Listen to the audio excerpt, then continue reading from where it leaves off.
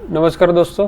पिछले वीडियो में हमने देखा था कि एमआरसीपी का नॉर्मल अपीयरेंस क्या होता है, मतलब उसमें हमें बिलियरी ट्री कैसे दिखती है। तो आज का वीडियो शुरू करने से पहले उसका थोड़ा सा छोटा सा रिवीजन कर लेते हैं। जैसे लीवर में ये राइट हिपेटिक डक्ट और लेफ्ट हिपेटिक डक्ट होती है, उनको दोनों का कंबाइन करके कॉमन हिपेटिक डक्ट बनती है। और कॉमन हिपेटिक डक्ट में सिस्टिक डक्ट ओपन होती है। जो सिस्टिक डक्ट होती है वो गोल ब्लैडर से आती है और वो गोल ब्लैडर से बाइल ट्रांसफ़र करती है। तो जब सिस्टिक डक्ट सीएचडी में ओपन होती है तब जो डक्ट बनती है उसको बोलते हैं कॉमन बाइल डक्ट। और ये कॉमन बाइल डक्ट होती है वो मेजर डिओडिनल पेपिला या फिर उसको एम्प्यूल ऑफ वाटर भी बोलते हैं, इसके अंदर ओपन होती है। तो ये सीबीडी के साथ पेनक्रेटिक डक्ट जिसको पीडी बोलते हैं, ये पेनक्रेटिक डक्ट भी ओपन होती है और दोनों एम्प्यूल ऑफ वाटर में ओपन होते हैं। अब हम डिस्कस करेंगे कि एमआरआई में गोल ब्लैडर और सीबीडी और फिर पेनक्रियास से जो भी जुड़ी हुई पैथोलॉजी है वो एमआरसीपी पे हमें कैसे दिखती है। इसमें दो अलग अलग पेशेंट में देख सकते हैं गोल ब्लैडर का अपीयरेंस। आपके जो राइट साइड है ये नॉर्मल गोल ब्लैडर है। नॉर्मल गोल ब्लैडर में कोई ऐसा कैलकुलस ऐसा कुछ भी नहीं है और उसकी जो वॉल है ये गोल ब्लैडर की वॉल है, ये नॉर्मल है। जो आपके लेफ्ट साइड है ये गोल ब्लैडर थोड़ा सा डिस्टेंडेड है और उसमें आप अगर देख सकते हैं तो ये जो है ये फिलिंग डिफेक्ट बोलते हैं इसको। ये ब्लैक जो भी स्ट्रक्चर है ये स्टोन या फिर पथरी है। इसकी वजह से जो गोल ब्लैडर का जो नेक का पार्ट है वो ऑब्स्ट्रक्ट हो गया है और उसकी वजह से जो ये rest of the gall bladder है ये डिस्टेंडेड हो गया है और इसकी वॉल थिकनिंग हो गई है। तो इसको बोलते हैं एक्यूट कैलकुलस कोलिसिस्टिस। कैलकुलस का मतलब होता है कि बिकॉज ऑफ स्टोन यहाँ पर गोल ब्लैडर में इन्फेक्शन है या फिर उसकी जो वॉल है वो थिकन हो गई है, तो इसको बोलते हैं कैलकुलस कोलिसिस्टिस। एक दूसरा भी होता है कि ए कैलकुलस कोलिसिस्टिस। उसका मतलब ये होता है कि स्टोन ना होने के बावजूद भी गोल ब्लैडर में इन्फेक्शन या फिर उसकी वॉल ठीक हो जाती है। उसकी अगर हम इमेज देखें तो इस तरह से होगी। ये दूसरे पेशेंट में अगर हम देखें तो गोल ब्लैडर में वॉल ठीक है लेकिन यहाँ पर कोई कैलकुलस या पथरी जैसा नहीं है, तो इसको बोलते हैं ए कैलकुलस कोलिसिस्टिस। जब भी पेशेंट में कैलकुलस या फिर एक कैलकुलस कोलिसिस्टिस होता है तो कभी कभी वो टाइम पे या ट्रीट ना होने की वजह से या फिर कभी पेशेंट को पता ना हो उसकी वजह से वो गोल ब्लैडर में परफोरेशन होने के चांसेस होते हैं, जिसको गोल ब्लैडर परफोरेशन बोलते हैं। तो उस कंडीशन में जो हमें गोल ब्लैडर दिखेगा वो इस तरह से दिखेगा। इसमें हम देख सकते हैं कि ये गोल ब्लैडर पूरा का पूरा इधर कैलकुलस है, यह ऑब्स्ट्रक्टिंग कैलकुलस है और ये बाकी का गोल ब्लैडर है। जो अभी आप देख सकते हैं कि उसमें जो वॉल है वो सारी मतलब वो थिकन हो चुकी है और गोल ब्लैडर के आजू बाजू भी फैट स्टैंडिंग है और उसकी वॉल में यहाँ पर परफोरेशन हो गया है, मतलब वो वहाँ से वॉल फट चुकी है, जिसको गोल ब्लैडर परफोरेशन बोलते हैं। तो इस कंडीशन को बोलते हैं calculus cholecystitis with gall bladder perforation. जब भी कोई कॉम्प्लिकेटेड गोल ब्लैडर या फिर परफोरेटेड गोल ब्लैडर की सर्जरी होती है तब उसके एज ए कॉम्प्लिकेशन कभी कभी लीकेज हो जाता है, उसको बोलते हैं बिलियरी लीक। इस पेशेंट में ये आपको जो थोड़ा सा गोल ब्लैडर जैसा दिख रहा है वो एक्चुअली लीकेज की वजह से यहाँ पर कलेक्शन हो चुका है और इस पेशेंट को यहाँ पर सिस्टिक डक्ट में से लीक है। पेशेंट का गोल ब्लैडर निकाल दिया है और उसकी वजह से वहाँ पर जो गोल ब्लैडर था वहाँ से ये सिस्टिक डक्ट में से लीकेज हो रहा है और ये जो आप ट्यूब देख रहे हैं ये लीकेज को मतलब ड्रेन करने के लिए ट्यूब डाली हुई है, जो यहाँ से जो भी बाइल लीक होता है उसको कलेक्ट कर सकता है। आपके जो राइट साइड की जो इमेज है ये नॉर्मल बिलियरी ट्री का अपीयरेंस है। अभी जो लीकेज वाला बिलियरी ट्री का अपीयरेंस है वो कुछ ऐसा दिखेगा। इस इमेज में हम देख सकते हैं कि ये सीबीडी है और यहाँ पर ये सिस्टिक डक्ट इधर ओपन हो रही है और ये सिस्टिक डक्ट के साथ ये पूरा का पूरा कलेक्शन है जो सिस्टिक डक्ट के साथ कम्युनिकेट कर रहा है और ये पूरा का पूरा कलेक्शन फिर ये लीवर के साइड में से और नीचे से होके वो ड्रेनेज ट्यूब में होके बाहर जा रहा है। तो ये पूरा का पूरा बिलियरी लीकेज है और कभी कभी इस बिलियरी लीकेज को ऑपरेट भी करना पड़ता है और उसके लिए हिपेटिकोजेजुनोस्टोमी करनी पड़ती है। पिछले वीडियो में हमने डिस्कस किया था कि जॉन्डिस जो होता है वो गोल ब्लैडर कैंसर की वजह से भी होता है। तो इस इमेज में हम देखेंगे कि कैसे गोल ब्लैडर का कैंसर जॉन्डिस कर सकता है। तो आपके जो राइट साइड है वो नॉर्मल गोल ब्लैडर है और जो आपके लेफ्ट साइड जो इमेज है यहाँ पर आप देख सकते हैं, तो ये गोल ब्लैडर जो है वो थोड़ा सा सिकुड़ गया है, मतलब वो कॉन्ट्रैक्टेड है, इसके अंदर मल्टीपल स्टोन है और यहाँ पर वॉल थिकनिंग हो चुकी है। और ये जो वॉल थिकनिंग है ये पूरी की पूरी जहाँ पर ये राइट हिपेटिक डक्ट और लेफ्ट हिपेटिक डक्ट का कन्फ्लुएंस होता है और कॉमन हिपेटिक डक्ट बनती है, वहाँ पर उसने इन्वॉल्व कर लिया है। तो उसकी वजह से क्या हुआ है कि ये जो ऊपर की जो बिलियरी ट्री है, मतलब जो लीवर के अंदर IHBR है, वो सब डायलेट हो चुके हैं। आप क्लियरली देख पा रहे होंगे कि जो राइट साइड वाली इमेज है उसको जब स्क्रॉल करते हैं तो उसके अंदर ऐसा कुछ भी ये जो वाइट लाइन है या फिर डायलेटेड IHBR है वो नहीं दिखता है, लेकिन लेफ्ट साइड में आपको लीवर में ये IHBR दिखेंगे। इसको बोलते हैं gall bladder malignancy with hilar cholangiocarcinoma. मतलब ये पूरा का पूरा बिलियरी ट्री जो होता है वो कनेक्टेड ही होता है। मतलब गोल ब्लैडर की मैलिग्नेंसी ये हाइलम के पास, लीवर हाइलम में जा सकती है और ये हाइलर की मैलिग्नेंसी गोल ब्लैडर को भी इन्वॉल्व कर सकती है। तो ये हाइलर कोलेंजियोकार्सिनोमा बोलेंगे। और इसमें MRCP का रोल ये होता है कि जो राइट और लेफ्ट हिपेटिक डक्ट होती है उसका कन्फ्लुएंस बनता है कि नहीं बनता है वो हमें बताना होता है। तो अगर कन्फ्लुएंस नहीं बनता है तो शायद इसके अंदर 2 स्टेंट डालने पड़ते हैं, और अगर कन्फ्लुएंस बनता है तो एक स्टेंट के साथ ही पूरी बिलियरी ट्री ड्रेन हो पाती है। तो ये क्लासिकल हाइलर कोलेंजियोकार्सिनोमा है और उसके अंदर कम्युनिकेशन नहीं है, मतलब ये डिसकनेक्टेड IHBR है, उसमें राइट हिपेटिक डक्ट और लेफ्ट हिपेटिक डक्ट का कोई कम्युनिकेशन नहीं है। इसको अगर हम एक्सियल प्लेन में देखें तो ये ऐसा दिखेगा।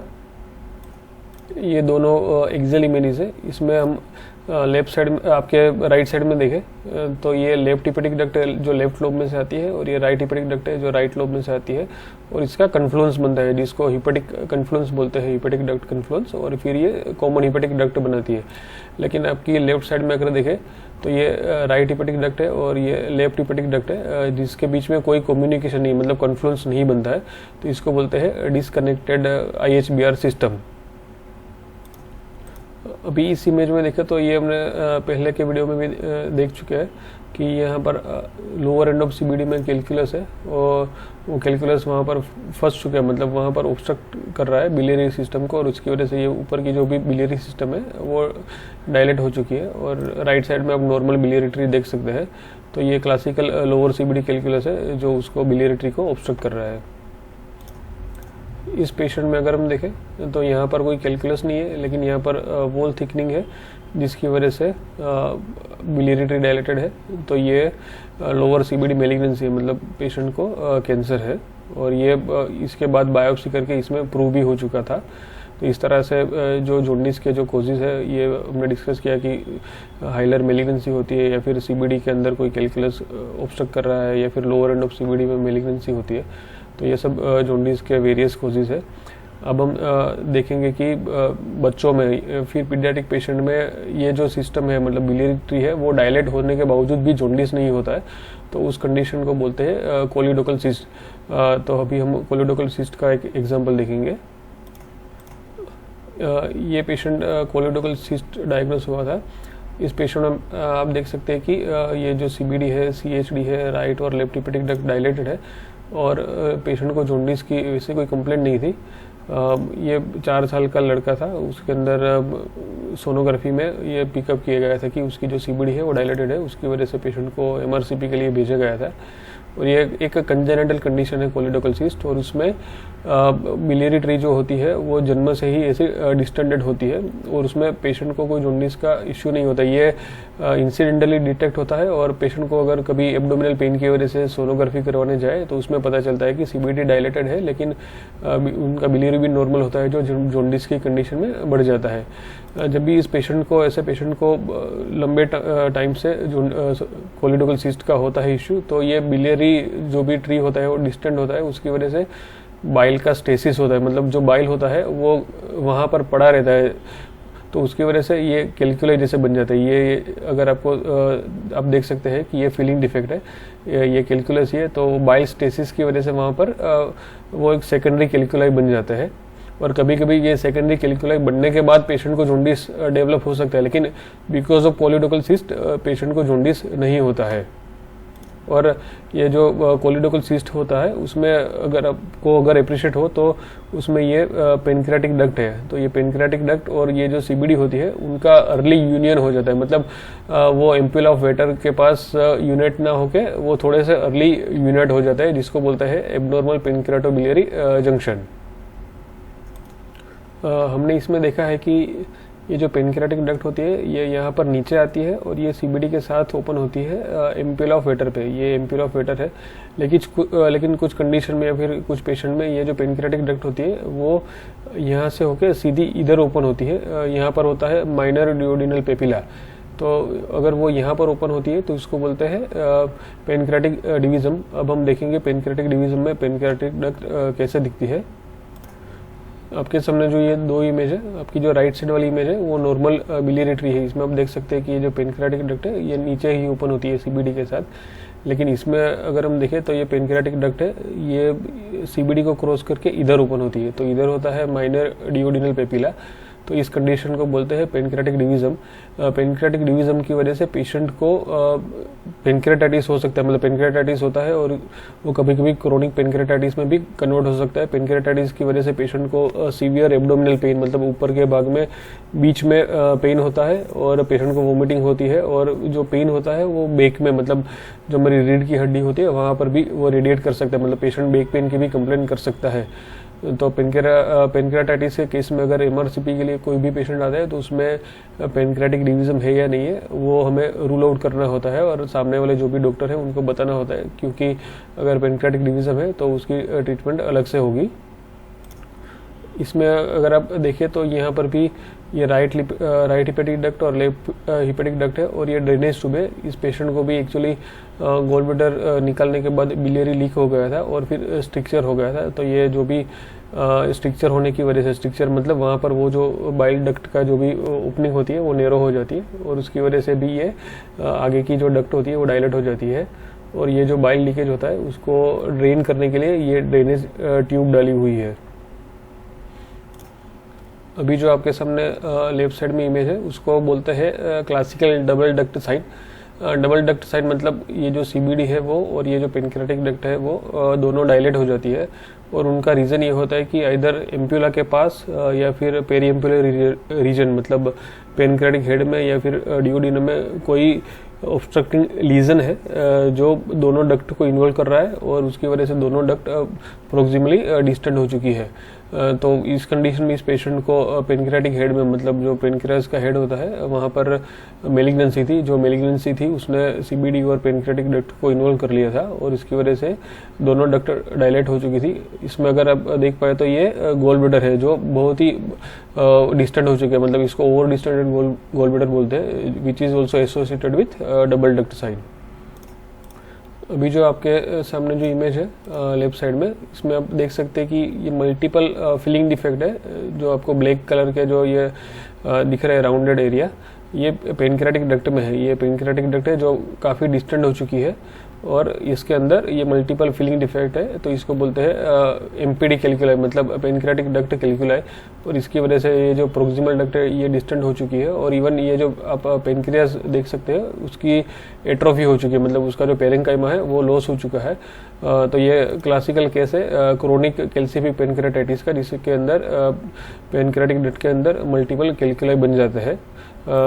आपके राइट साइड में आप देख सकते हैं कि ये पेनक्रेटिक डक्ट एकदम छोटी सी होती है और ये नॉन डिस्टेंडेड पेनक्रेटिक डक्ट है, लेकिन इसमें ये पेनक्रेटिक डक्ट काफ़ी डिस्टेंट हो चुकी है।